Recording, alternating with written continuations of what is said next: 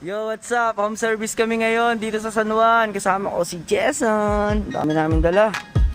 Tara, lakad tayo. Dito kami papasok. 571. Whoop whoop. Ikutin na natin. Hi Ma'am Joji, peace bomb po. Yeah. Whoop. Stencil. Ito na guys, dinidikit ko na.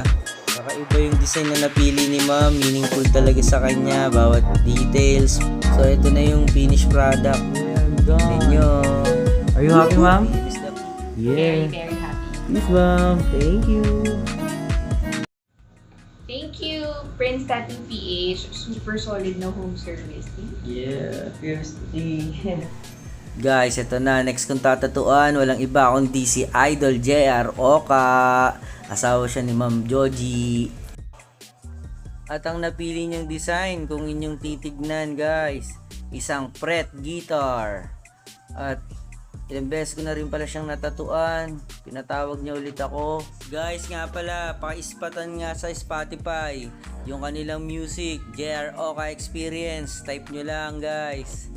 Whoop whoop. Ito na, patapos na ako. Maraming salamat Prince Tattoo. Napakahusay, napakadaan ng kamay. Kung gusto nyo magpa-home service, mismo to. Ako nga pala si JR Oka ng JR Oka Experience. At buhay kayo lahat. Yeah, salamat, Tislo.